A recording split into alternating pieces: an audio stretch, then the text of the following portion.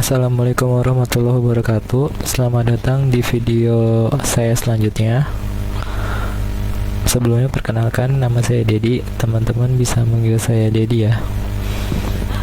Oke, baru-baru ini kita sering mendengar tentang banyaknya beberapa perusahaan yang sudah layoff, baik dari sektor manufacture maupun farmasi. Profit atau keuntungan dalam berbisnis merupakan suatu yang harus dicapai. Salah satu faktor yang ikut berpengaruh dalam menghasilkan keuntungan dalam berbisnis adalah kualitas produk yang baik dan terjaga. Jadi, bagaimana kita menjaga kualitas produk agar baik dan selalu terjaga? Salah satunya adalah dengan melakukan penyimpanan contoh pertinggal. Salah satu fungsi dari contoh pertinggal adalah pengawasan terhadap produk yang telah dihasilkan. Oke, pada video kali ini saya akan mendemonstrasikan aplikasi yang telah saya rancang dengan nama Web-Based Retain Sample Application atau aplikasi penyimpanan contoh pertinggal berbasis web. Diharapkan dengan memberikan sharing video ini teman-teman bisa terinspirasi ya. Oke, lanjut aja. Di sini saya punya halaman login. Kita akan masuk dulu. Usernya Dedi. Passwordnya kita masukin passwordnya. Dan ini bisa dilihat dan ditutup ya. Oke, kita masuk. Nah, ini halaman dashboard utamanya. Di sini ada data aktif, contoh pertinggal produk jadi, bahan baku, dan bahan kemas primer. Di sini di menu-menunya ada main data, contoh pertinggal produk, contoh pertinggal bahan baku, dan contoh pertinggal bahan kemas. Oke, kita pilih main data, dan di main data ini ada pilihan lagi ya, submenu input region product. Di sini teman-teman bisa masukin produknya ya. Nama, nomor spesifikasi, kandungan, satuannya apa, tahun desain, dan kuantitinya. Contohnya seperti Master Box at 20 FC at 10 YE at 1 blister, dan kita bisa upload fotonya di sini. Dan kita bisa pilih fotonya di sini. Oke. Setelah itu kalau kita sudah input, nah akan terjun seperti ini contohnya. Nah, namanya NSP satuan, kandungannya ini saya isinya datanya secara sampel aja ya, secara contoh aja. Oke, selanjutnya kita pilih input region produk. Di sini ada input nama, daftar vendor, dan masa simpannya. Daftar vendor ini fungsinya untuk nanti pas di contoh pertinggal ini ya, dan masih simpannya juga. Oke, setelah di input akan seperti ini kurang lebih. Contohnya nama Explotab, nama di vendor Primogel, masa simpannya misalnya 11 tahun, dan disimpannya ini timestamp ya. Nah, ini juga bisa kita cari nih, misalnya talek. Nah, di sini udah nih talek. Nah, gitu. Oke. Setelah ini di sini ada contoh pertinggal produk ya. Di penyimpanan kita bisa input ya. Dan ini sudah terintegrasi sama yang di sini tadi. Ditunjukkan produk ini. Nama produknya ini sudah terintegrasi ke sini. Jadi apapun yang diinput di sini itu sudah ada di sini ntar.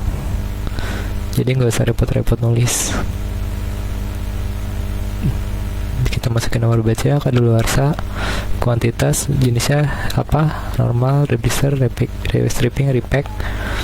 Ini nomor raknya, penyimpanan, dan catatan. Ini bisa kita strip aja isinya. Setelah di save, nah akan seperti ini nih contohnya. Nama produknya, nomor batch, kadaluarsa, kuantitas, jenis kemasan, nomor rak, PIC, person change ya, person in charge siapa namanya, tanggal simpannya, timestamp ya, di sini catatannya apa, statusnya tersedia ya. Dan ini kalau misalnya kata ada inputan salah, kita bisa hapus nih, jadi bisa koreksi juga. Kalau misalnya kita hapus dan kita input lagi ntar di sini tahap penyimpanan. Dan untuk peminjaman dan permintaannya kita bisa pilih, dan dari satu produknya yang tadi misalnya kita bisa pilih ini, tekan update ya. Nah ini nggak bisa kita ubah nih. Kalau yang ini kita nggak bisa kita ubah, dan doang yang kita bisa ubah nih, kuantitasnya pasti berkurang, tercatatannya untuk apa itu. Nah pemusnahan contohnya, nah untuk pemusnahan sendiri di sini kita bisa input nih nomor bulannya yang mau kita musnahkan. Kalau misalnya bulannya nggak ada nih, misalnya Jan dan not found ya. Nah contohnya di sini kita yang ada aja November, ya udah ada di sini misalnya, kita langsung bisa tekan print. Nah di sini akan ada ininya nih, akan ada PDF-nya langsung terbuat otomatis. Nah di sini, nah seperti ini contohnya daftarnya, save flag-nya berapa, kita bisa isi bulan sama tahun, nomor dokumennya berapa. Nah, ini datanya ini. Kalau ada barangnya kita bisa checklist di sini ntar kalau misalnya barangnya tersedia. Nah ini bisa dicek oleh dilakukan inspektor QE, dan ini checkingnya oleh leader atau staff, dan disetujuinya sama manajer dan QC manager. Jadi ini cukup untuk menghemat waktu ya, daripada kita cari manual gitu. Oke lanjut aja. Kurang lebih untuk bahan baku, untuk penyimpanan sama ini juga terintegrasi sama yang tadi. Nah di sini misalnya alkohol, nah pilih pemasok. Nah ini juga sudah disetting ya, misalnya di database saya sudah setting, misalnya untuk alkohol dia manufacturer ini, penyalurnya ini. Jadi kalau misalnya ini saya ubah nih kontak, ini akan berubah lagi nih, MFG nya A. Nah ini berubah A gitu, distributornya A gitu. Ini sudah terintegrasi juga. Jadi misalnya ada konstak nih, barang datang, mana pemasoknya ini, misalnya pemasoknya ini, dia penyalur pasti dari ini gitu. Jadi kan beda-beda ya pemasok sama dari pemasok, kadang-kadang kan suka beda ya, dari penyalurnya mana terus pemasoknya mana gitu. Kita bisa isi nomor base sini, nomor analisis sini, tanggal manufacture date-nya di sini, kadaluarsanya di sini, expiry date-nya. Kuantumnya juga kita bisa, misalnya kalau konstak itu kan berapa sak, berapa kilo gitu ya. Quantity sampelnya misalnya 150, satuannya kita bisa gram atau mililiter. Tanggal simpannya dia dua sama yang di sini. Terus nomor akhir kita bisa isi, catatan kita bisa isi, penyimpanannya kita bisa isi. Nah nanti dia akan contoh datanya seperti ini nih yang sudah disimpan. Nah contoh datanya misalnya seperti ini bisa, pas ini bisa kita pilih juga. Ini kita bisa hapus juga, kalau misalnya ada kesalahan kita bisa hapus dan kita tulis lagi gitu. Tapi ini sudah ada perubahan ya.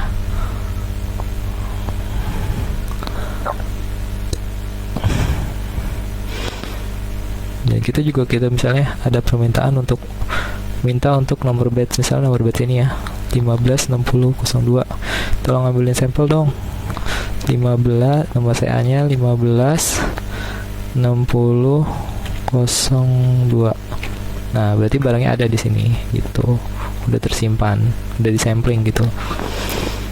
Nah misalnya ada permintaan dan peminjaman ya, sama seperti sebelumnya. Di sini ada tombol update ya. Dan kita misalnya contohnya dikasih seperti tadi ya, tolong dong ambilin sampel ini dong 156003. Nah sudah langsung terfokuskan di sini. Nah kita tinggal beli pencet. Nah kita tinggal kurangin ini kuantitinya berapa yang diambil, nah catatannya untuk apa gitu ya. Di sini contohnya kita pemusnahan. Nah di sini udah ada contohnya nih yang tadi ya, misalnya stok awalnya kan 150 di inputnya, terus ada pengurangan jadi 140, pengurangan 10 gram. Kita harus ini catatannya, diambil 10 gram untuk analisa QC pada tanggal sekian oleh apa, statusnya dia masih ada nih barangnya. Kalau ini udah dimusnahkan. Ini kalau pemusnahannya jadi sama ya seperti yang tadi ya, kita tulis saja bulannya, misalnya Nov. Kebetulan di sini bulan pemusnahannya juga sama ya, Nov 2037 ya, berarti Oke, setelah dari itu kita akan coba ke pemusnahan. Di bagian pemusnahan ini, misalnya kita akan mencoba cari yang Feb 2036. Nah, di sini misalnya kita akan membuat file PDF-nya. Nah, dia yang akan ketarik yaitu Nov 2036. Nah, statusnya masih ada. Ini kita bisa isi self live-nya apa, dokumennya apa, nomor dokumennya apa, itu dilakukan oleh siapa, dicek oleh siapa, proof-nya QA QC manager. Oke.